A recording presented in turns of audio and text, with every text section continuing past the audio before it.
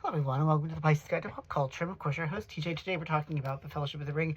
Apologize for a little bit of change of props. I can't find my copy of Fellowship, so I'm just using my omnibus. Anyway, we're now finishing up our very last chapter of Fellowship, the breaking of the Fellowship, which of course is a really powerful chapter for a whole host of reasons, not the least of which because it shows the extent to which, Boromir has now fallen victim to the blandishments of the ring, which I think, makes him one of the more fascinating and often, very much one of the most tragic characters in this entire saga.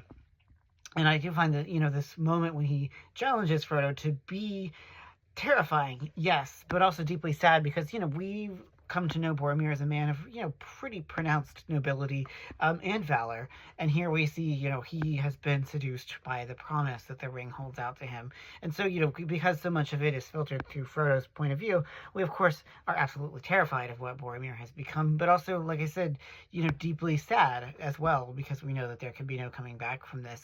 But as much as, Boromir has fallen into darkness, Sam, of course, shows himself to be a stand-up character and a stand-up fellow, as he has been from the beginning.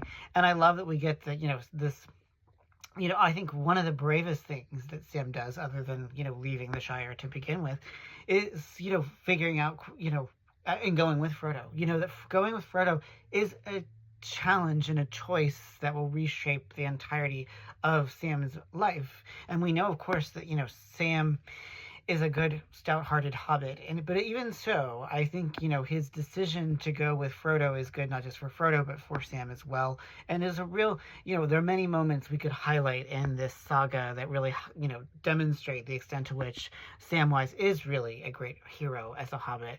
And it's interesting that narratively that is juxtaposed to Boromir's inability to resist the ring.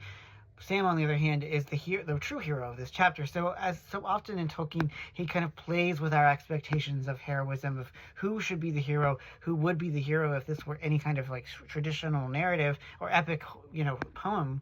And certainly Boromir would fit into that mold, and not the lowly Sam, but it is ultimately Sam who proves himself to be a truly remarkable character, and so does Frodo. In that, when he's on Amon Hen and he feels the temptation of Sauron, but is aided by Gandalf way away, that he doesn't know this at the time, and gives up and resists temptation. So there's a lot going on here in this final chapter, which I think is a very fitting way to conclude the Fellowship of the Ring, and it shows the extent to which heroism, bravery, fortitude often arise in the most unexpected places when we're dealing with our dear J.R.R. Tolkien. So anyway, thanks so much, as always, for rejoining me here at the Pisces Guide to Pop Culture as we make our way through the Lord of the Rings.